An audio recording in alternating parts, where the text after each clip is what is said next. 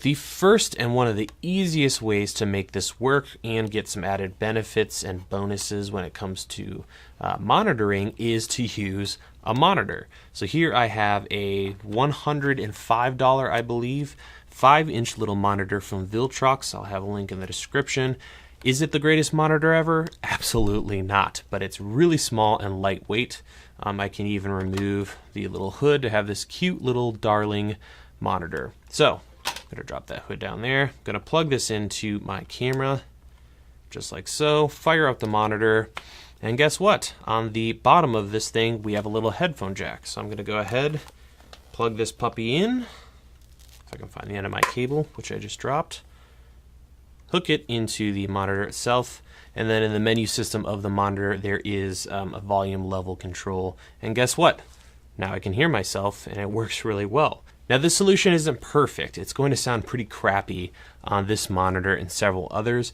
Solution number 2 is somewhat similar to the first one, but let's say, Caleb, I don't have $100 to throw at a monitor just so I can use my headphones. Well, that's where these little adapters come into play. These are HDMI to VGA adapters. And if you think about it, HDMI carries audio, VGA doesn't. So if you have one of these adapters for your computer, you need a way to get the audio to continue on past the VGA point. So these little adapters go from HDMI to VGA, but on the side they have a little 3.5 millimeter jack. So that's where we can get that headphone action. This one is great because this is all you need. It's around 15, 20 bucks and you're done. The only thing I don't like is the cable is really rigid and puts a lot of strain on your camera. So another option is this guy right here. This is a male full HDMI to VGA with that little headphone jack on it. You can see it is tiny, really, really small, smaller than my thumb. All right, guys, option number 3. Yes, number 3. And that is to use some kind of preamp or external audio interface to have a headphone jack. Now, these are kind of a step up from the previous setups. The previous setups will work fine if you're vlogging or even shooting semi-professionally and its audio isn't critical. But if you're sitting down to record somebody and you only got one shot for it, you really need to up your game when it comes to audio. That's where something like this will come into play and our next 2 setups.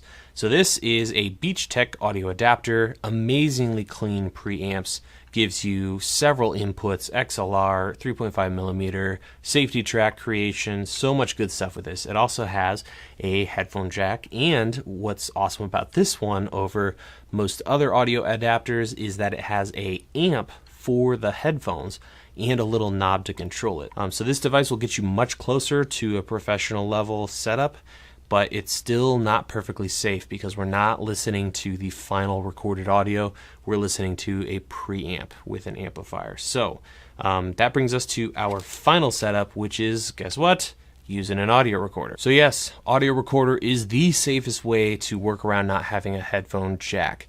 It can be finicky. I'm going to talk about a way to make it very seamless and you won't even use your recorder, but you still will, just so stay with me on that one.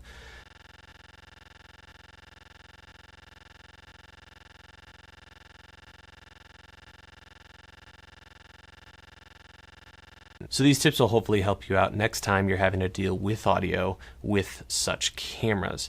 Let me know in the comments below if you thought this video was interesting and helpful, and if you have any tips for monitoring audio on cameras without a headphone jack. Otherwise, guess what? You can watch fresh videos here at DSLR Video Shooter every single week. Thank you so much for watching, and I will see you in the next video.